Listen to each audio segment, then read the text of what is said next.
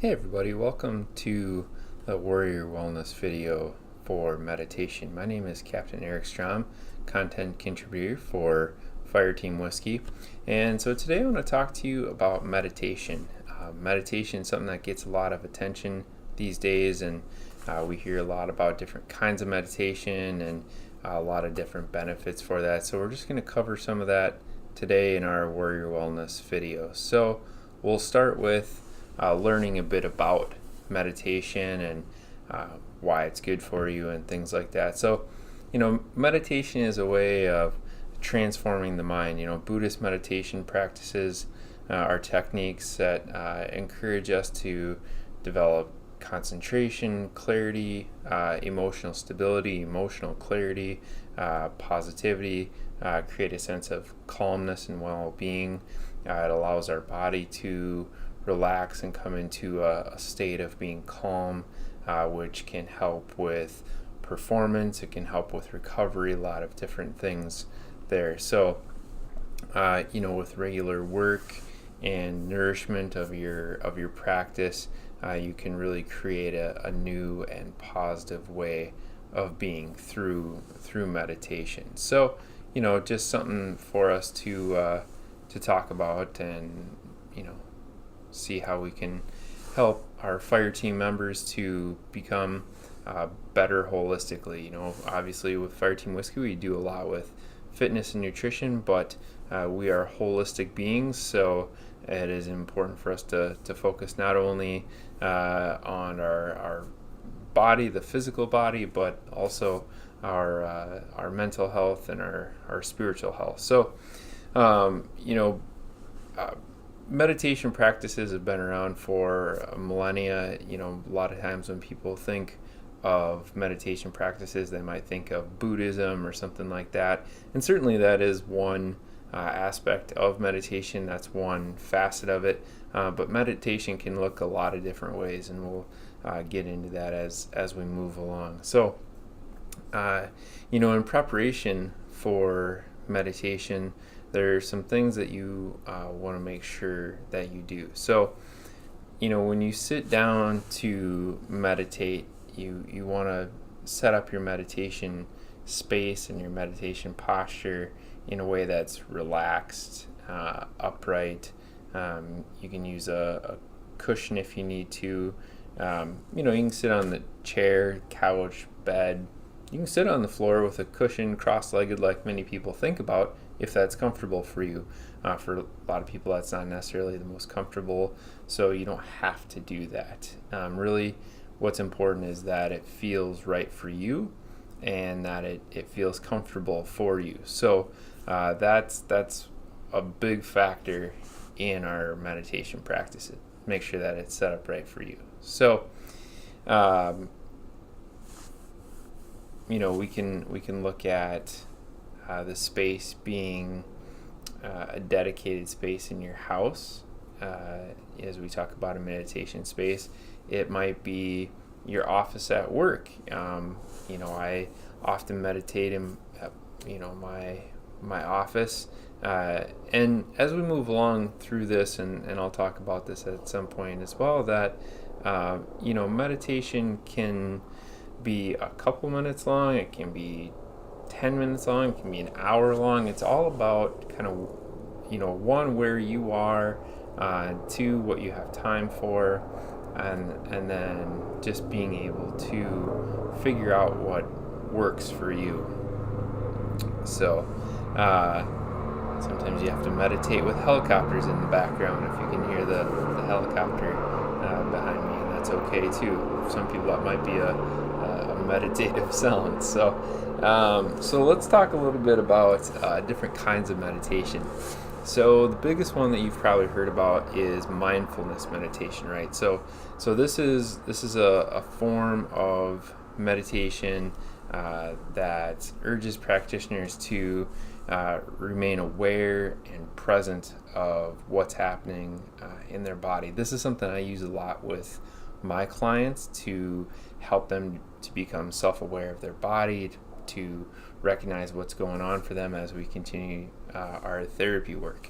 It can be really helpful to know recognize what's going on for you emotionally, if you're doing some kind of psychotherapy, and even if you're not, just to be a more self-aware person. And so mindfulness meditation is a good thing to do that. So, with mindfulness meditation, rather than dwelling on the past or focusing on the future, we're really just sitting with the here and now, and it really kind of encourages us to be aware of our existence, like I was talking about, just recognizing what's going on. So one of the big things that I talk about with people with mindfulness meditation is this having no judgment, right? A lot of times people will tell me like, well, I can't do meditation. I can't not think of something for 2 minutes or 30 seconds or whatever. And that's totally okay. Like, our brains just aren't made that way. Like, we're gonna think about something. It takes years and years of practice to really have that still mind, right? And so when we're starting, it's all about like coming into it with a non-judgmental kindness toward yourself type of approach. As you're sitting, being still, being quiet, and thoughts come in, you might think like, oh man, after this, I gotta go to the grocery store, I gotta pick up the kids, I gotta go get this thing or that thing, and that's okay. Just letting that kind of come in, recognizing that thought and letting it move through, right? Allowing it to just continue on instead of grabbing hold of it and, paying attention to it or, running with that. And if you do that, that happens, especially in the beginning. Then okay, then you recognize that and you say to yourself like, okay, I recognize that I did that. I'm going to let that go and return to my breath. And the breath is something that we'll talk about as we continue along with this video as well. So, it's something that mindfulness meditation is something that we can all do.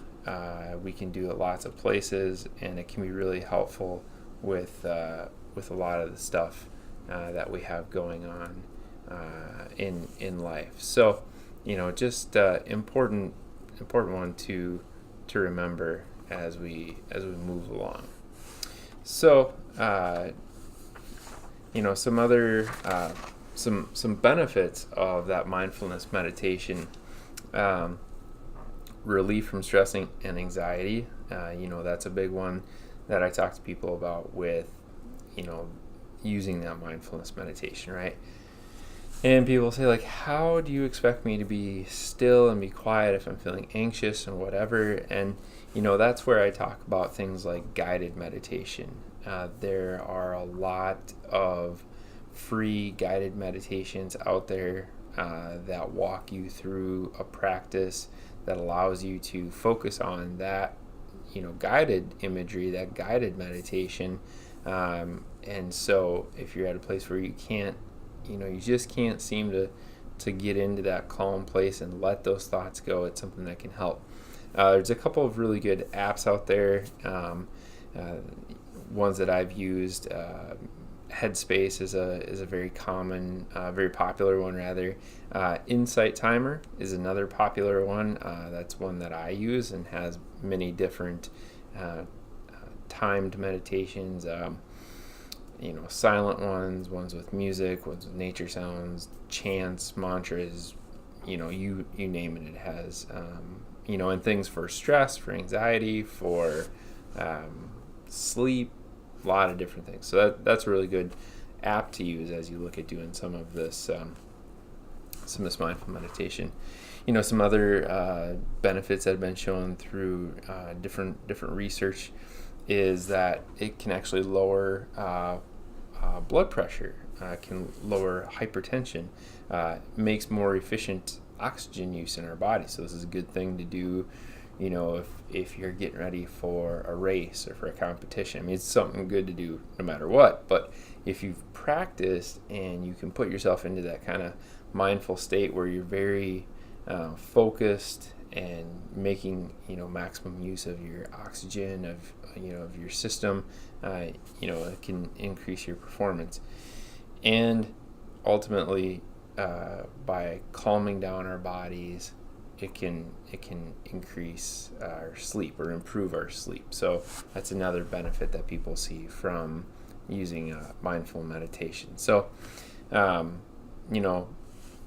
one thing that there's been more research coming out on in regards to meditation is the positive impacts on the brain, allowing us to kind of reset our brain, to create that space for our brain to kind of just relax and do better. And so I printed a few things out because I wanted to read it to you and make sure they got it right. So there was a study conducted by Massachusetts General Hospital that found that in as little as 8 weeks of meditation, not only did that help people to feel calmer, but it also produced changes in various areas of the brain, including growth in the areas associated with memory, empathy, sense of self, and stress regulation. So really big components in everything that we do. Stress regulation, I mean, that's a big part of what we're talking about here. That's huge. A sense of self. A lot of people, and veterans included, that I've talked to, worked with, after leaving active duty, struggle with a sense of self. And so this is something that can help build that as you grow out kind of what your identity and your sense of self is. And of course, who can't use better, more improved memory, right? And we can all benefit from that. So I mentioned earlier that I'd come back to breath. So breath awareness in and of itself is a form of meditation. I'll have another video out there talking about a 3-part breath and just some different breath work that we can do to help. So definitely want to talk about that a little bit. So when we talk about breath awareness, we're talking about taking a breath in, holding it, letting it go. Important piece with the breath work is you want your exhale to be longer than your inhale. The reason for that is that long exhale activates the vagus nerve, which for those of you that aren't neuroscience geeks, that is a nerve that connects essentially all parts of our body, runs back up into the brain stem, has a strong correlation with the sympathetic and the parasympathetic nervous system, which is like the gas and the brakes of our nervous system. By triggering that vagus nerve, it allows our body to actually physically calm down. So it activates that vagus nerve, allows us to calm down, and puts us in a more restful state. So that long exhale is important. With your mindfulness meditation, as a way of distracting yourself from random thoughts that might come in, you focus on that breath. So breath in to a count of 4, hold for 2, and out for 6. And you can adjust that as you need to, right? For some people that might be too long or too short, so play with that a little bit and see, what feels good for you. So we'll move on from the mindfulness meditation. Again, that's a really common one. We'll move on to a few other ones. So another common one is Zen meditation. And so this is a form of meditation that can be, or is often found as a part of a Buddhist practice. For many Zen practitioners, they'll study under a teacher, under a Zen teacher, a Buddhist teacher, and then that kind of meditation can involve some more specific steps and postures, things like that. So a more I guess for lack of a better term, kind of more regulated, more formulated type of meditation there, because it's working in with that Buddhist practice. So, the goal with that meditation, that style of meditation is very similar though. And the goal is finding that comfortable position, focusing on the breathing, observing one's thoughts without judgment, things like that. But just more of kind of a prescribed way of doing it. It requires a little bit more discipline, someone who's been practicing a little bit longer, and people will, as I've said, kind of use that as not only a way of meditation, but also a journey on a spiritual path if they're looking for that Buddhist kind of spiritual path, spiritual awakening, things like that. So, definitely some good things to look at there. Some other types of meditation that we could talk about, and this kind of goes back to the mindfulness meditation. Being mindful when you're eating. So, and this is helpful for digestion, awareness, slowing down, a lot of things. But being mindful when you eat. Taking that bite of food, setting down your fork or your spoon, chewing your food, paying attention to the textures, the tastes, really allowing yourself to notice what's going on. Certainly in the military, we are conditioned from the get-go, like eat your food, get it done, get going, get out of here, you got things to do. And, once you get out of boot camp, basic training, AIT, whatever it might be, that certainly slows down a little bit for most people, but certainly there, at that point, we still do that. I still find myself doing that where, I'll eat fast, then I'm done. I'm like, geez, I didn't hardly even taste my food, right? So, and that's another piece to add, is that even if you've been doing this, it's a practice. And so don't expect to be perfect right away. Don't expect that, you're going to get this all just right away, right? This stuff takes time. It takes practice. It takes being very intentional in doing it. It might require you to leave yourself a note or set a reminder or something to remember to do it, it's a habit that you're creating, and habits take time to create. So, so mindful eating, you can do a mindfulness practice while you're out going for a walk, paying attention to, the soles of your feet making contact with the ground. I've known people who use kind of a meditative state when they're running, same idea of being very intentional and mindful about what's going on as they walk or run rather, and continue on that journey. So definitely some good things there. So people often want to know, how long does this take to work, right? Like, is this something that I'm going to be spending years on and then seeing results? Is this like, what's the deal? And the various types of meditations take different times of work, right? If you're doing more of the Zen Buddhist type of practice, where you're on this kind of search for enlightenment, things like that, that's going to take more time. If you're looking for a mindfulness meditation practice that's going to help you slow your breath, calm your body, have a heightened sense of awareness, that's much quicker. That could be after one time that you find that your breathing is slowed, your body feels calmer, things like that.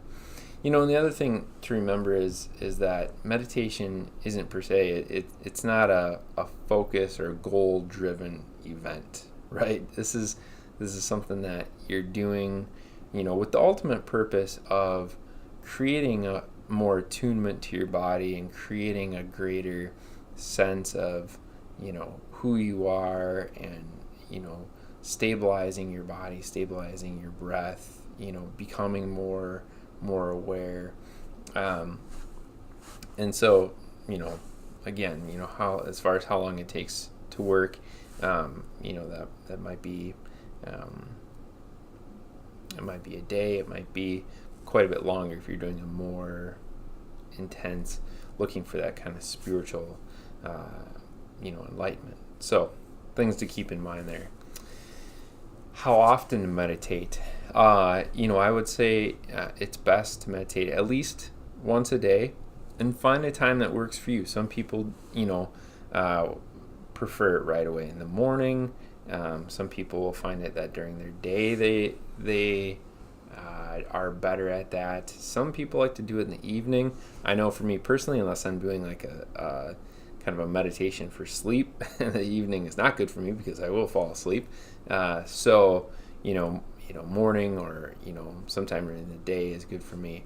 And you can do it as many times in the day as you want. And again, it doesn't have to necessarily look a certain way. So you may have a very intentional practice where you use an app or a guided meditation off of YouTube or something like that in the morning, and have a very intentional practice where you have your place that you sit, you have your certain posture, being really aware in that way. But you may also have 2-3 minutes during your day where you're like, man, I am feeling, stressed. Like, I just need a chance to, kind of recenter myself and become, better attuned with what's going on, calm my breath, calm my body. And so you take that 2 or 3 minutes, taking those deep breaths, deep breath in, holding for a couple seconds, blowing that out, just continuing to do that, just for a couple minutes. And that can be at your desk, that can be in a break room, that can be in your car, while, you're in the parking lot or whatever,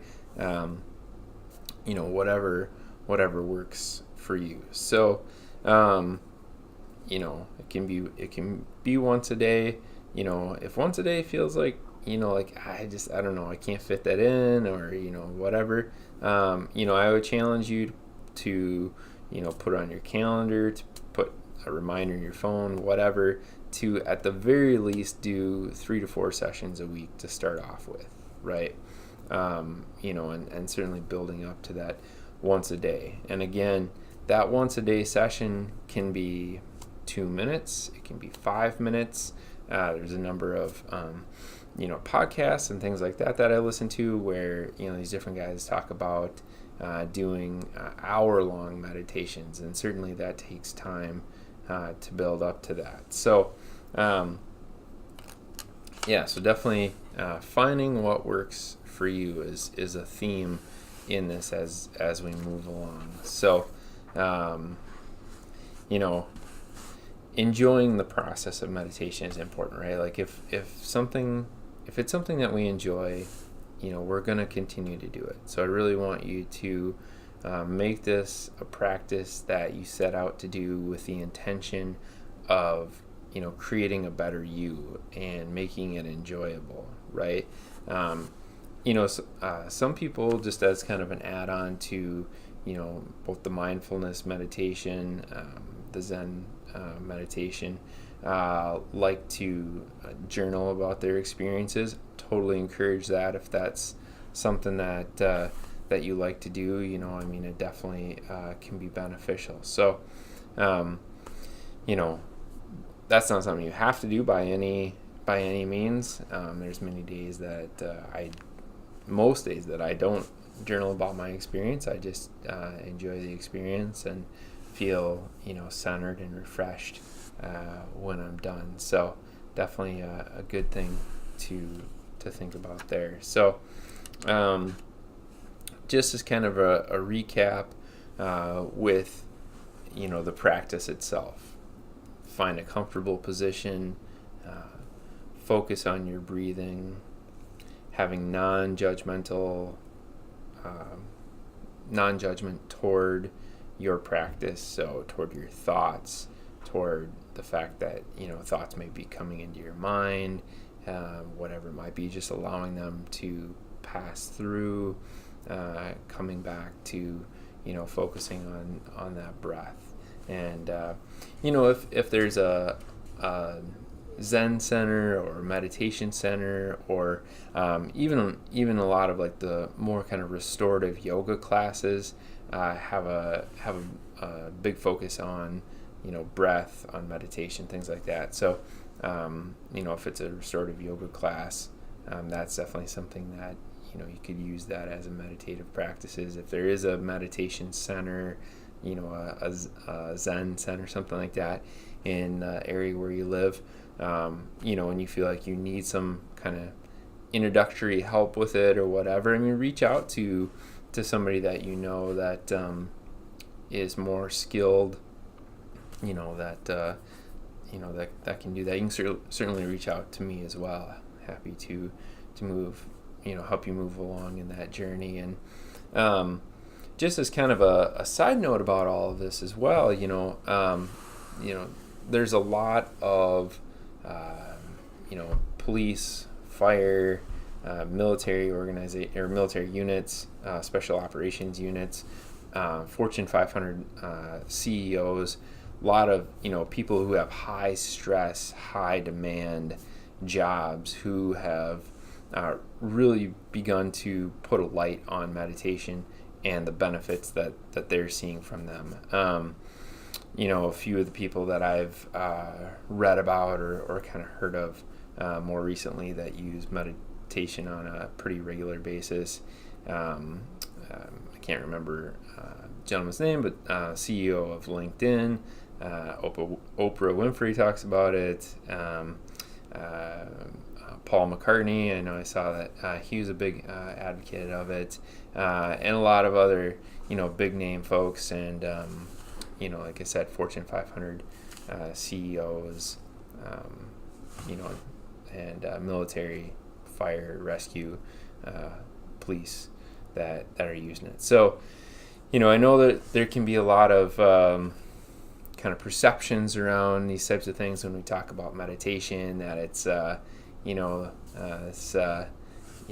Buddhist monks sitting under a tree cross-legged, and that's how it has to look, but it's not at all how it has to look. I hope that this video has given you some insight into what you can do to help build and maintain your practice, and help you to work to integrate this powerful tool into your life.